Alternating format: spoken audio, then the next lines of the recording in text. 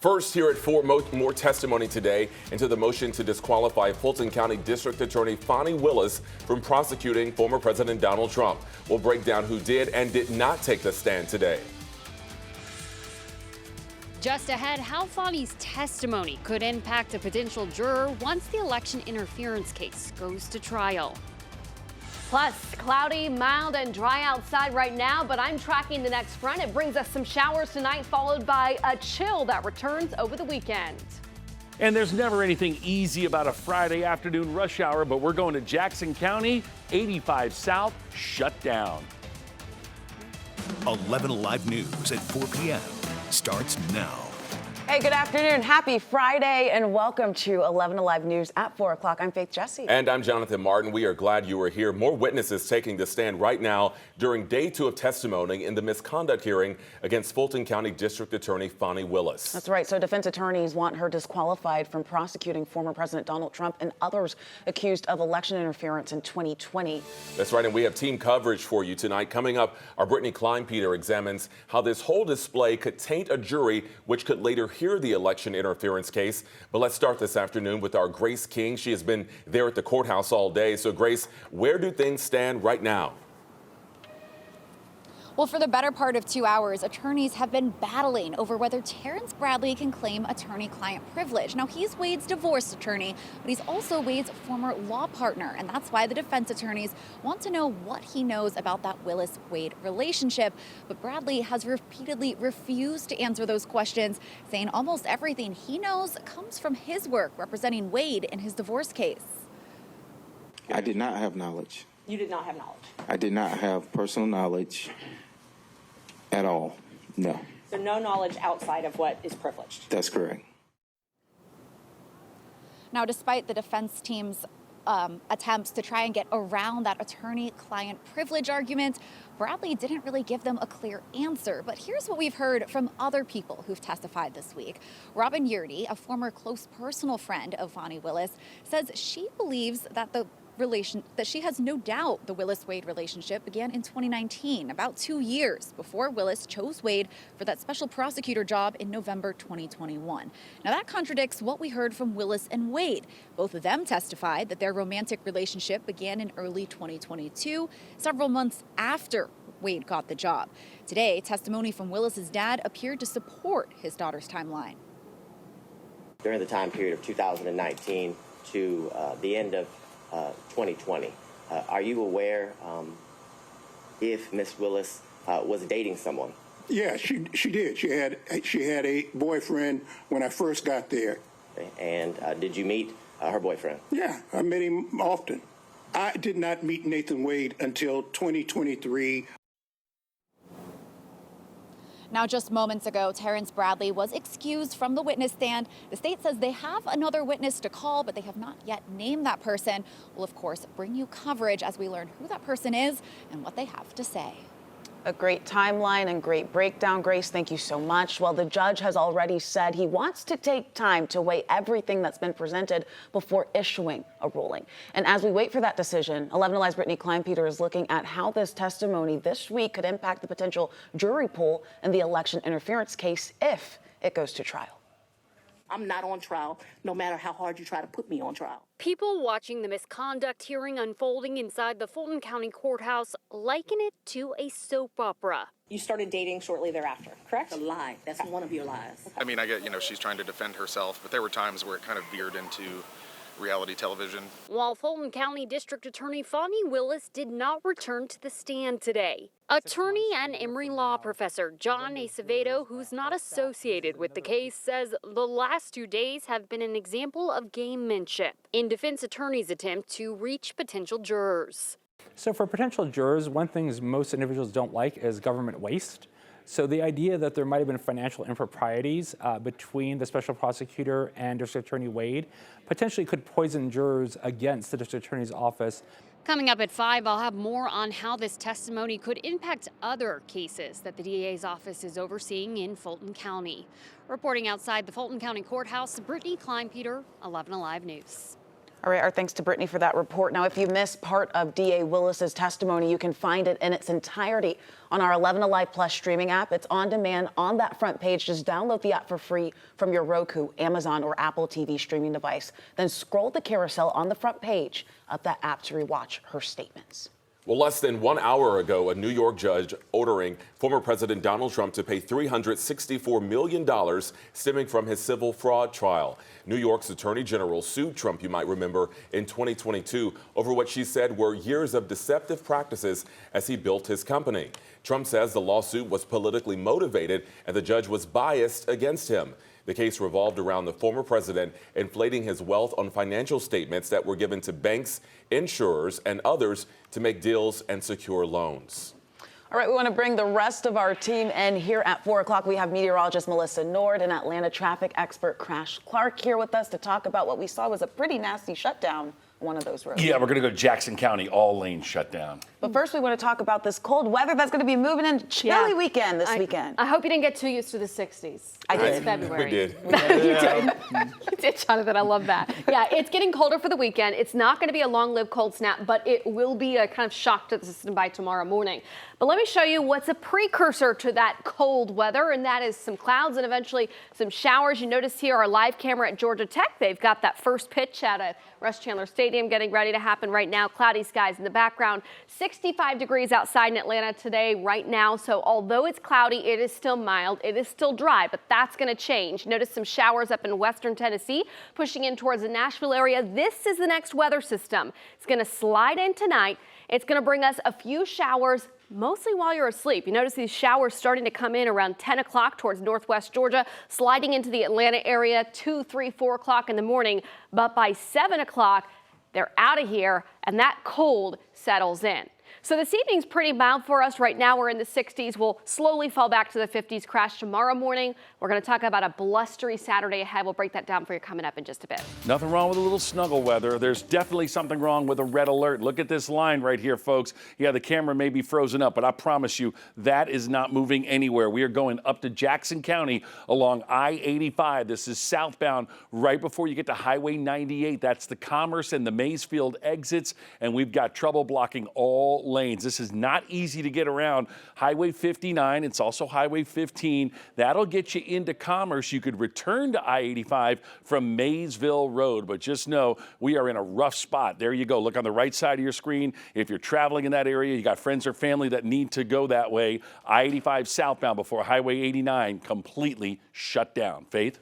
A nasty shutdown right there. Crash, thank you so much for bringing that to us.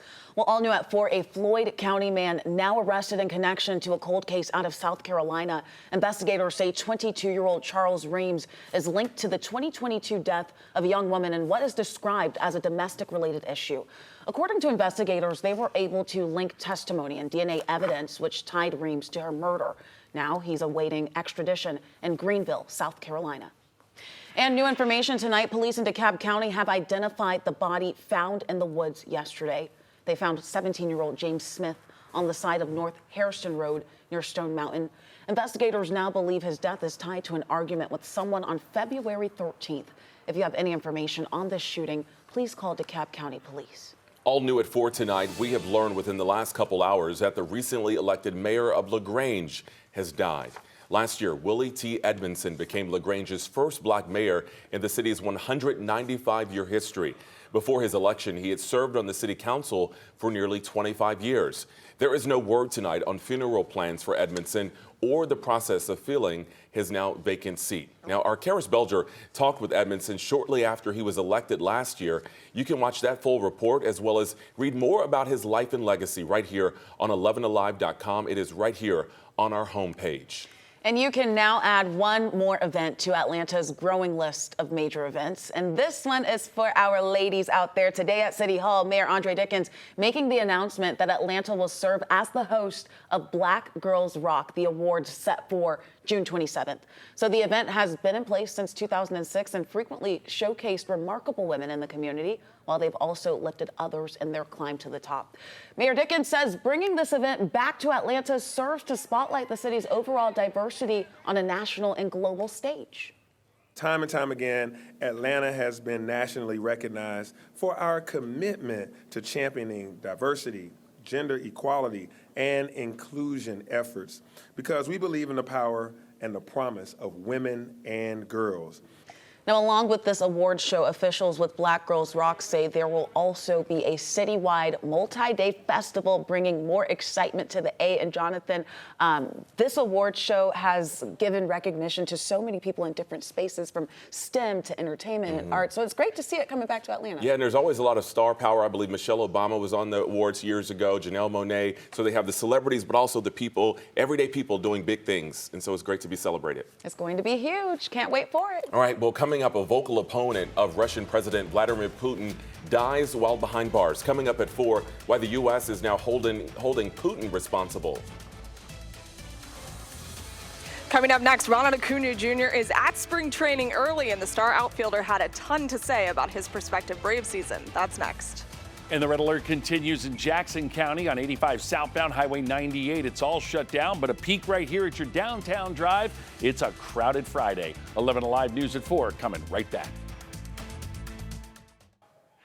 And welcome back to 11 Alive News at 4. Well, today leaders from around the world are blaming Vladimir Putin for the death of an opposition leader in Russia that was in prison. The Russian prison service says Alexei Navalny died after collapsing and losing consciousness in prison. Now, he had been the fiercest foe of Russian President Putin as he crusaded against official corruption and staged massive anti-Kremlin protests. President Joe Biden saying that he was not surprised and outraged by the news of Navalny's death.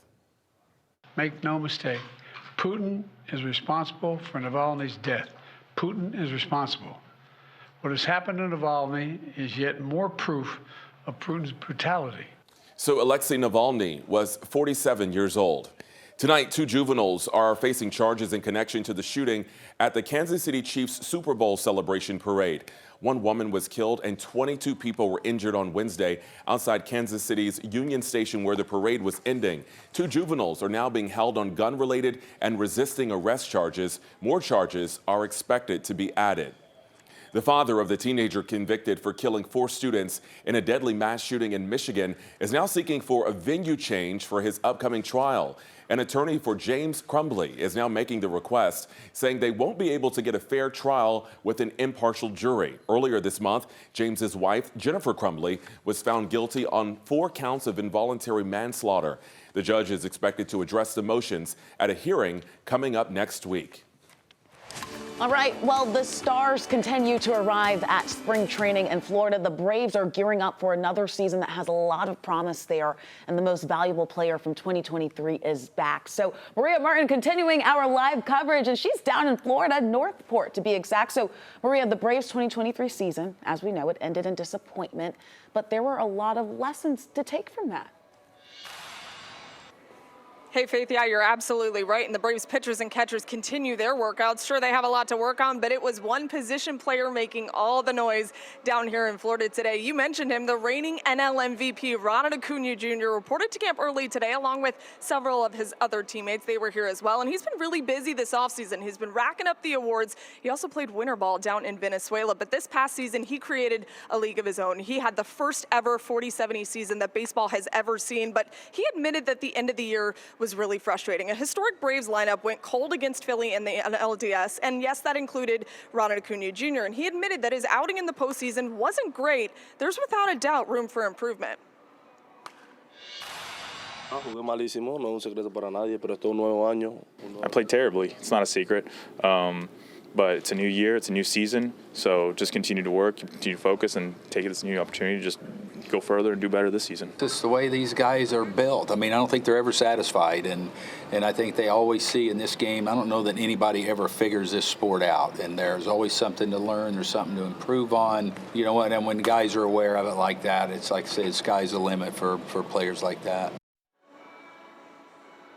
You know, Acuna was asked, what can we expect from him now that we've seen him accomplish a league first, the 40-70 club? He said, I'm not here to make declarations, but, quote, anything is possible. So that's a little bit scary, right? He also said it was really important to play winter ball down there in Venezuela because it kept him sharp to continue to build his career and make sure he can continue those things that baseball has never seen.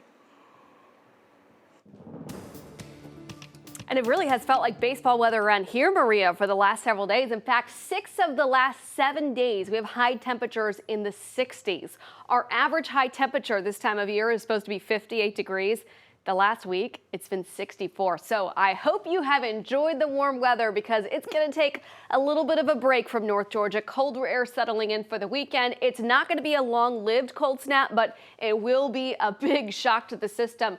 We're in the mid-60s right now. The cold front arrives tonight. Tomorrow in the afternoon, we will not get out of the 40s in Atlanta. And by Sunday afternoon, we will not get out of the mid-50s. Outside right now, we are dry on radar across North Georgia. We have the clouds in place, but the showers that I'm going to be tracking for tonight, those are still in western Tennessee.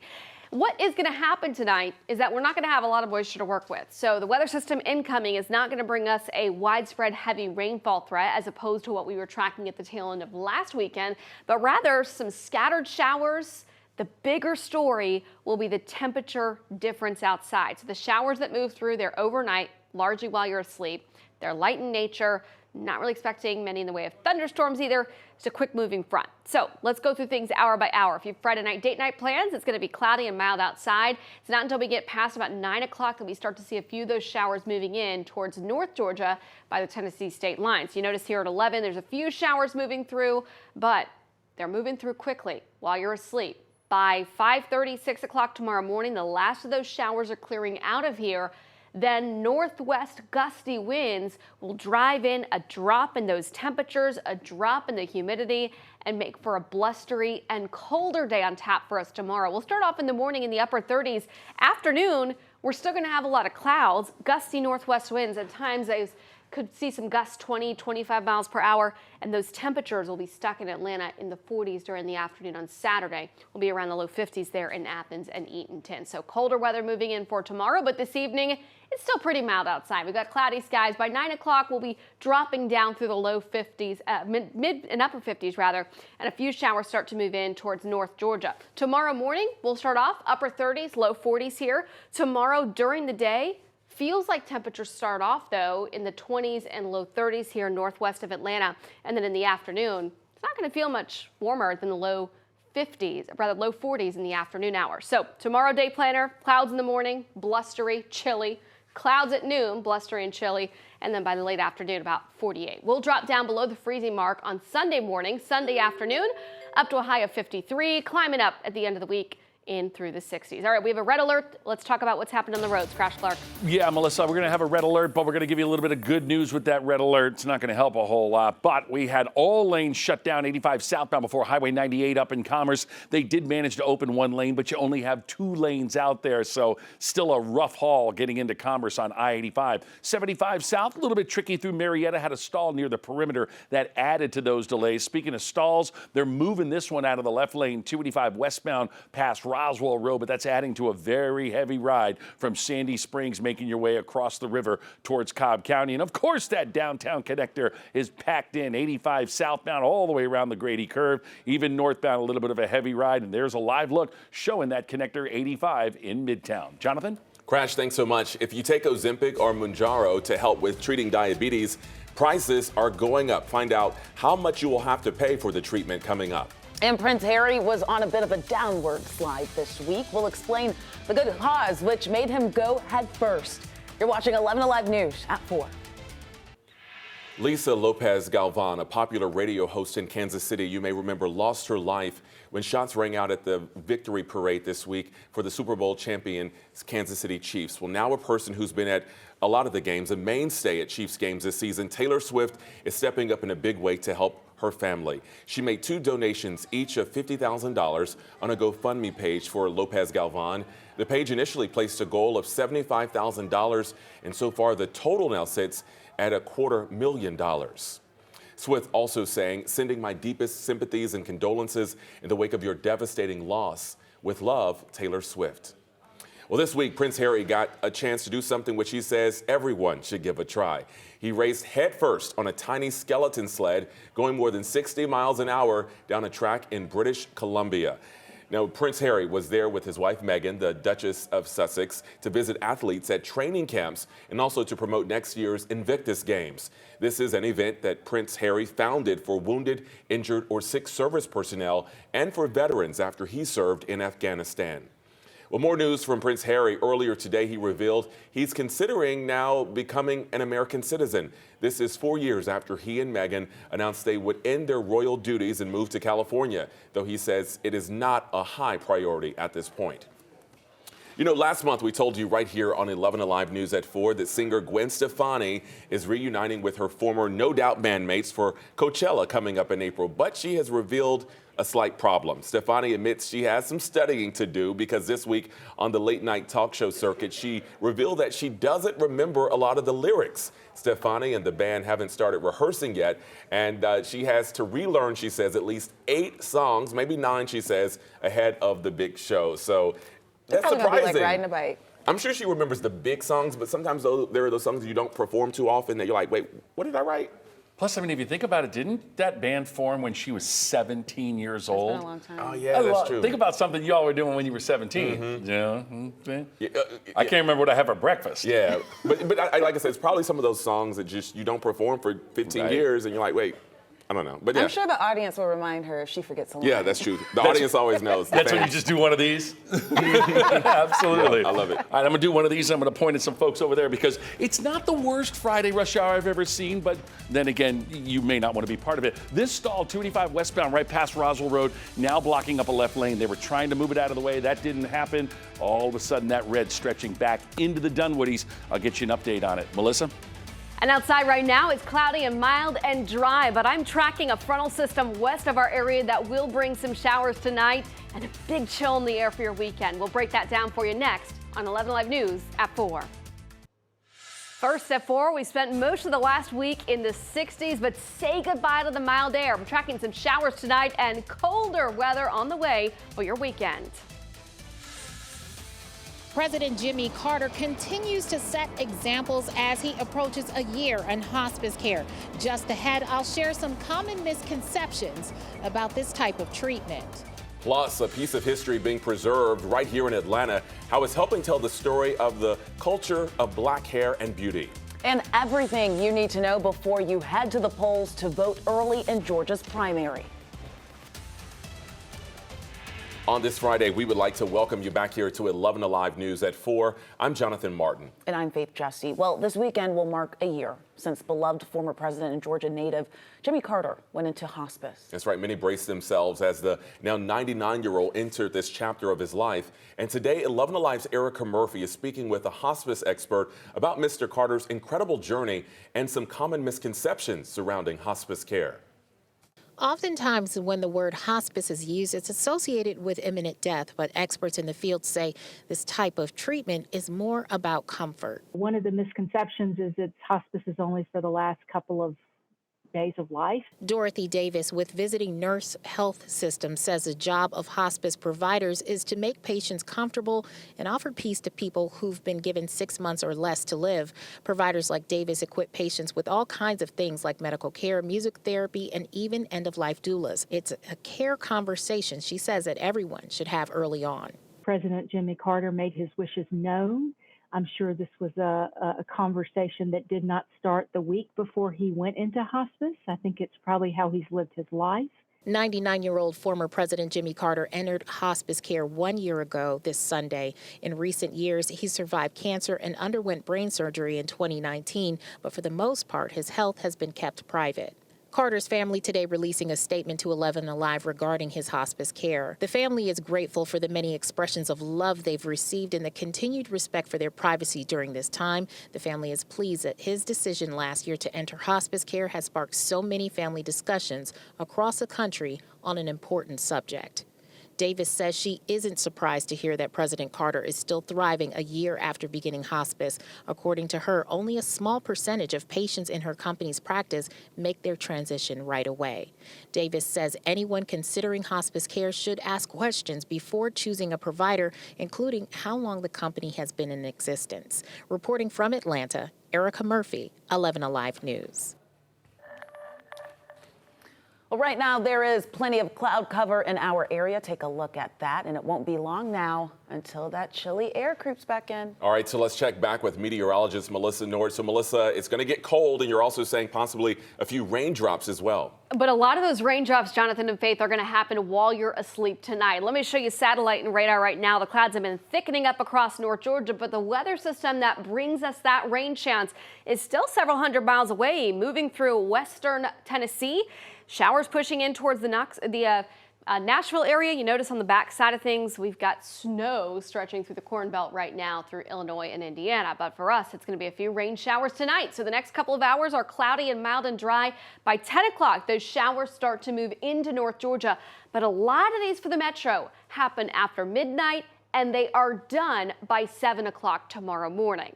So in the meantime, we focus on the mild right now and the cold coming for the weekend. 65 in Atlanta right now. It is 67 in Rome. Clouds continue thickening up this evening. Crash tomorrow morning. Blustery, colder. We'll break that down for you coming up in just a bit. That's okay. I'll break out the Uggs. Hey, some good news for that red alert up in Jackson County. We do have a lane open. It's slowly recovering, but you no longer need alternates. 85 southbound before Highway 98 up in Commerce, Jackson County. A little bit of a slow go. Just be patient with that one. The rest of the rush hour, well, it's slowly developing. We got this stall finally out of the way. 285 westbound past Roswell Road, but heavy from Ashford and Chamblee, Dunwoody over towards Roswell and Riverside. Look at the slow go on 75, tapping the brakes past West Paces, 400 south jams into Buckhead, and 85 south very slow as we take another peek at a crowded top-end perimeter. Faith? All right, Crash, thank you so much. Let's talk about some of our health news today. Research has long supported the safety and effectiveness of medication abortions, but a new study shows that to be true even when the patient gets the medicine through a telehealth appointment.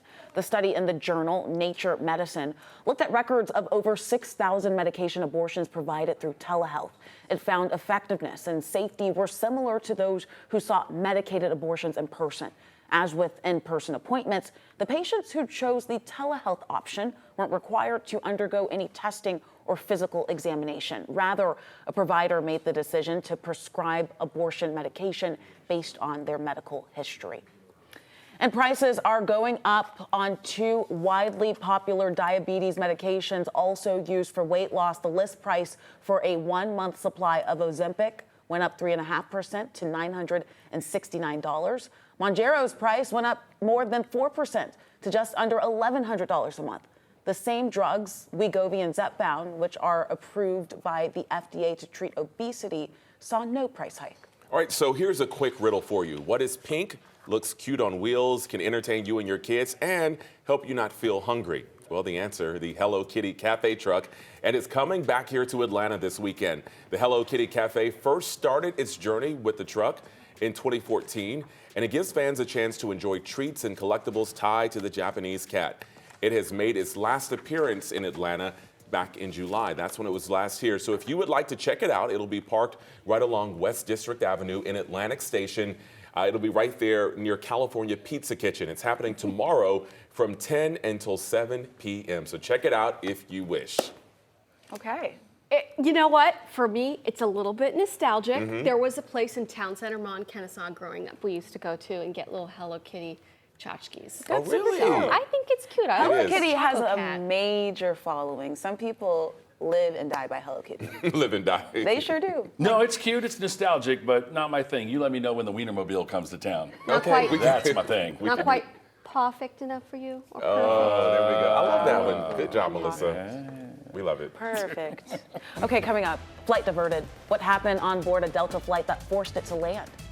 Also, will Senator Joe Manchin toss his hat into the ring and make an independent run for the White House? Tonight, we have that answer. And we know that top-end perimeter is crowded. The big three a little slow heading out to the northern burbs, but this is actually moving. Your downtown connector right here, north and southbound as you're zipping your way through the city. We'll take another peek at that when we come right back. Don't go away. And welcome back to 11 Alive News at 4. A Delta Airlines flight was forced to return to Amsterdam this week because of what's being described as improperly packed carry-on baggage on board. But social media postings are suggesting it was something else. The The Daily Mail is now reporting that maggots were falling from the overhead bin after a passenger packed rotting fish in their luggage. Passengers are generally allowed to bring food on airplanes as long as it is properly packed and doesn't contain more than the regulatory limits for liquids. In a statement, Delta says it apologizes to those who were on board the flight and that the passengers were able to get onto the next available flight. Well, 3 civil lawsuits to seek to hold former President Donald Trump responsible for the January 6th siege on the U.S. Capitol can go forward. The lawsuits from U.S. Capitol police officers and Democratic lawmakers were given the green light by a federal appeals court in December. Lawyers for Trump did not meet Thursday's deadline to ask the U.S. Supreme Court to determine if their client is protected by presidential immunity. And we've also learned Senator Joe Manchin will not be running for the White House in 2024. The West Virginia Democrat officially took his name out of the race at this event in his home state a short time ago. Speculation had been swirling about a possible third-party run for Manchin since last year. You might remember he announced he would not be running for re-election. Manchin did say that he would be actively working to elect a president who can bring this country together. It's an unexpected piece of Black history in the center of downtown. This space was an original Madam C.J. Walker beauty shop dating back to the 1940s. I stumbled onto it purely by accident. I'm Bobeth Yates, and coming up, I have details on the historic salon that goes back almost a century. Plus, it is cloudy but still mild outside. Temperatures right now are in the 60s, but I'm tracking our next weather system. It brings us some rain tonight, followed by a chill, winter-like chill back for the weekend. We'll talk about that in your forecast next on 11 Live News at 4.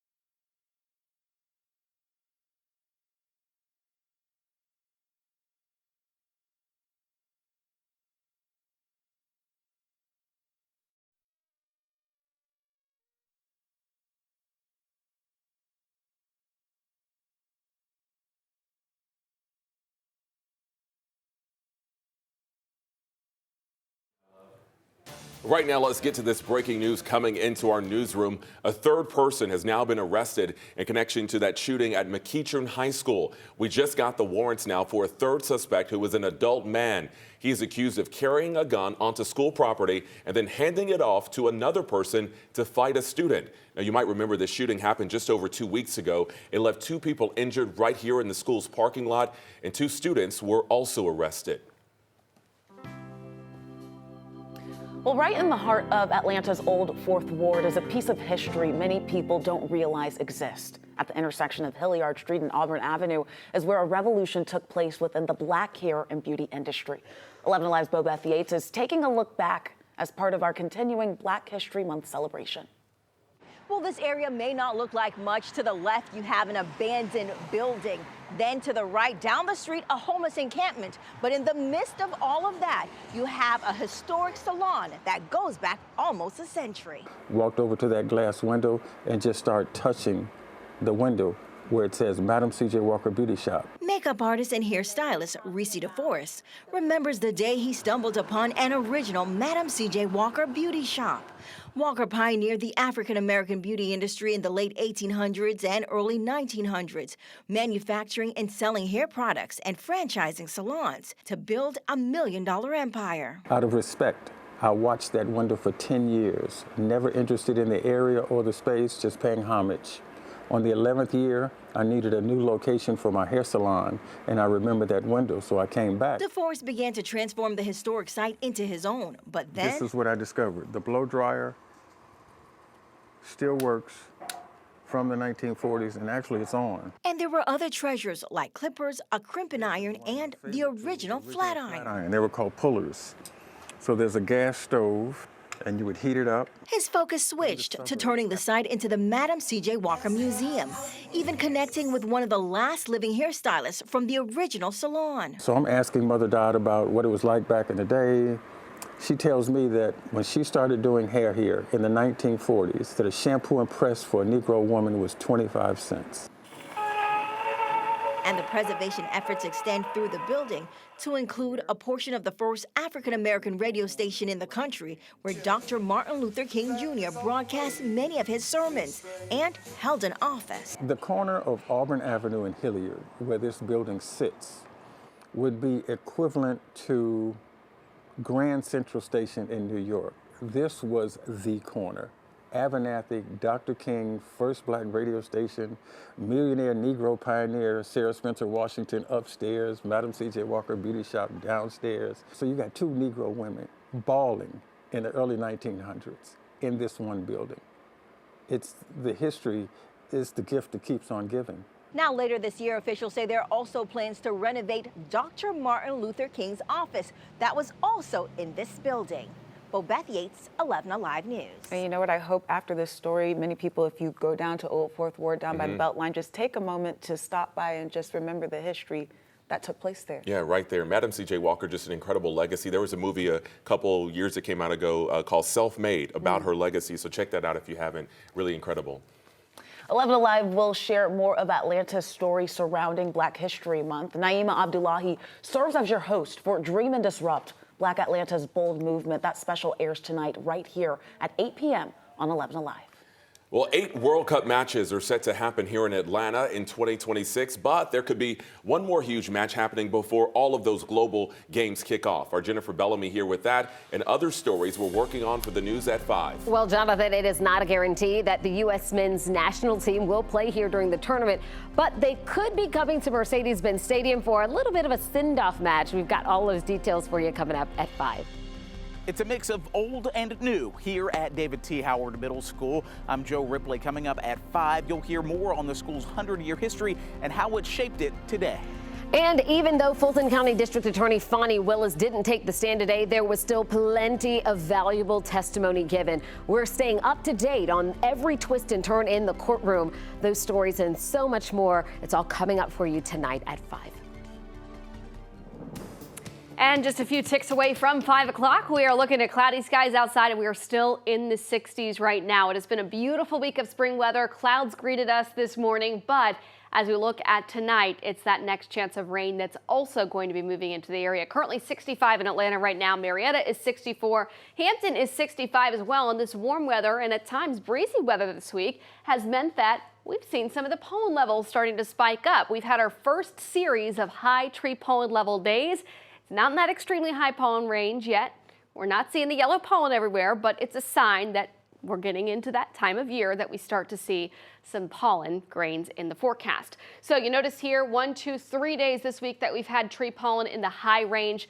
We average seeing that first high tree pollen day level about middle of February. So we're right about on track for that. But I'm tracking some changes this weekend that's going to bring us colder air, hopefully help to minimize the pollen levels here early next week. Satellite and radar showed you a couple of showers moving through western Tennessee, and that's ahead of this next weather system. It does bring us some showers to the area overnight, but the bigger impact from this low pressure system and cold front is the change it brings in our temperatures. Yeah, it brings a few showers overnight, but the colder air takes us from the 60s, where we've been 6 of the last 7 days, down into the 40s for high temperatures by tomorrow afternoon. So a big change in the feeling outside. This evening, we keep the temperatures slowly falling back from the 60s into the upper 50s by 10 o'clock tonight. Then we'll track a few showers into North Georgia by 10, 11, and then those will move through the metro area after midnight tonight. So a lot of this is happening while you're asleep overnight, and by 7 o'clock tomorrow morning, the last of these showers are out of here. As the showers clear out, gusty northwest winds will pick up, and that drives that drop in temperatures, the drop in humidity, and brings that chill back to the area. Really a blustery feeling outside for the day tomorrow. So we're going to start off tomorrow morning. Temperatures are going to be in the 30s and low 40s. That northwest gusty wind makes it feel closer to the freezing mark. Into your Saturday afternoon, clouds are going to hang with us, and we're going to see temperatures making it into the upper 40s, but still those gusty winds make it feel a lot colder than that. So I know this week you haven't needed much in the way of jackets outside. Tomorrow you definitely need the jackets all day, and you'll even need those jackets for much of Sunday as well. So we'll start in the morning. Upper 30s and low 40s. Clouds are going to stay with us throughout the day tomorrow. Temperatures topping out upper 40s for highs. That's about 10 degrees below average and almost 20 degrees colder than where we were this afternoon. Here's your 7-day forecast. This cold snap doesn't last for long. We'll have a few below freezing mornings Sunday and Monday, but by Monday afternoon, look at this, 60, and then we keep that climb up to nearly 70 degrees by next Thursday. Crash? All right, I'll take a 70-degree day. Hey, before we take a look at that downtown drive, as I promised, let's pop up to Forsyth County real quick. We got a wreck blocking a lane on 400 northbound right there at Georgia Highway 20, Buford Highway. So my friends leaving, coming, heading north, a little bit of a heads up. All right, downtown, here we go. Connector slammed in on 85, back around 400. 75 still taps the brakes past West Paces Ferry. What's up with that? The connector itself, not the worst. South and north, most of that heavy stuff right through that Grady curve. As a matter of fact, 16 minutes if you're heading south through the city, about 23 if you're coming up from that south side. Pretty standard stuff. Give you a live look. There it is, a little bit of that slow go around the Grady curve. All right, thanks so much, Crash. We appreciate it. Early voting starts on Monday, and coming up here at 4, we have some reminders for you if you plan to head to the polls in the coming days. You're watching 11 Alive News at 4. All right, I know it's Friday, but we are getting you ready already for Monday morning because February 19th will mark the first day of early voting here in Georgia. Our Liza Lucas spoke with political experts about what we could see play out here in the Peach State and some reminders as election season gets underway. It's time to hit the polls. Early voting starts Monday and runs for the next 3 weeks. Yet as Georgians make their pick for the presidential primary, Emory University political science professor Dr. Andra Gillespie points to major questions lingering over the race. So I think the big question that a lot of people are going to be asking is, will Nikki Haley stay in the race beyond South Carolina and definitely beyond Super Tuesday? If she does end up dropping out of the race, that essentially leaves former President Trump with no real competition. Meanwhile, on the Democratic side, President Biden has actually performed well in primaries, even in places where he wasn't officially on the ballot. I think it's a question of whether or not Dean Phillips stays in the race. And so I expect that on the Democratic side, it's going to be a coronation as well. The narrow field of candidates for both parties, Gillespie believes, could result in lower voter turnout for the primaries. But there are a few things to keep in mind as you do head to the polls. LaShondra Little with Fulton County Elections says one notable difference this election season is a result of SB 129, which went into effect in July. Now with this law, voters are able to take up to 2 hours off from work to be able to go participate in early voting, similar to our election day law. Of course, you have to work it out, with your employer, but you do by law now, you're able to take up to 2 hours off. And another key point to keep in mind, presidential primaries don't run on the same cycle as primaries for other office, particularly Congress. So Georgians will return to the polls to cast their vote on separate ballots in May. for congressional primaries and other races. In Atlanta, Liza Lucas, 11 Alive News. Okay, so don't forget, this is early voting for the presidential primary election. It will run from Monday through Friday, March 8th. Precincts will be open on weekends as well. You can check your voting location on the My Voter page on the Secretary of State's website. And again, the primary election day is March 12th. Coming up next on the news at 5, the latest from day 2 of testimony in the misconduct hearing against Fulton County District Attorney Fani Willis. Today's proceedings focusing on a timeline. Attorneys trying to nail down exactly when her relationship with Special Prosecutor Nathan Wade started. You're going to hear from the DA's father on that when we come back at 5. Plus, is it against the law for prosecutors to date attorneys they've hired? We verify at 5.